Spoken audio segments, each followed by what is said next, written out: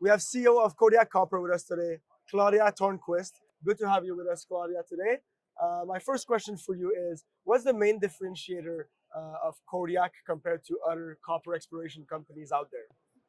Well, what I think sets us apart is that we have a project that has real size potential. From the beginning, we have believed that MPD, our main project, has the potential to become a major mine in the future, and that's what we are working towards, to proving enough copper to show that that's the case. Right. And at this stage, I think what puts us in a good position is that even though the capital markets have been weak now for many, many months, Yeah. we were able to raise funds at an opportune time and we're able to work through the downturn. We have drilled 18,500 meters last year, so big drill program. So we have lots of results to show as and when the market turns. And I think that will position us well. Amazing. And so for 2024, you did just talk a bit about last year, but moving forward, what are the main milestones that you wish to hit, and what do investors need to keep an eye out for?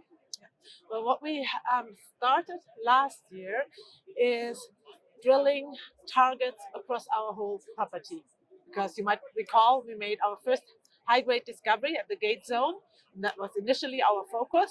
Last year, we drilled 5 new targets. Right. So far, we have results from 3, all 3 successful. We've been able to show that we have significant mineralization at those targets, also nice high-grade zones, mineralization from surface.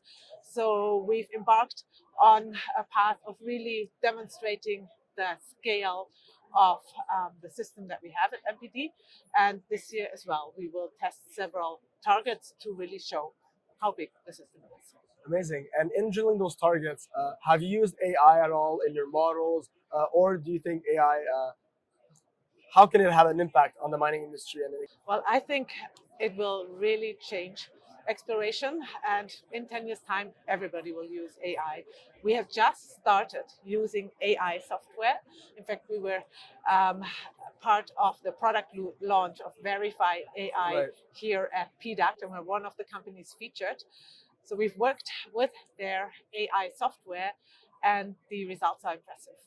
Like, it really accelerates target identification, generation at our project. Does it much faster than geologists could do it, because you work through just huge stacks of data. Mm-hmm. And it's a very iterative process. So you get new targets out of the AI software. The geologists look at them, prioritize them, vet them, etc. And so it's not a black box, but it's a very iterative process between like human expertise and AI. And yeah, as I said, I believe it will be a game changer. It will really accelerate exploration and ultimately bring down costs, because if you hit the higher probability targets first and you can reduce the holes that don't hit, then that saves costs, saves time, and just makes it a much better process. Right, and this directly affects shareholders, obviously. I had one question for you as well. You've been the first woman that we're interviewing. We've had a bunch of men, like over 20, for our interviews. I wanted to know, is there any advice you could give to other women in the mining industry that are aiming to have management position like yours? Maybe they're just starting in IR or other aspects of mining. What advice would you give them? I think at the end of the day, there's no reason why there shouldn't be more women in the industry and in leadership positions. And it's been traditionally very male dominated, but there's a real change in people's attitudes now, and people see the advantages of diversification and of getting all talent, Right. bringing all talent to fruition, not just one segment of the population.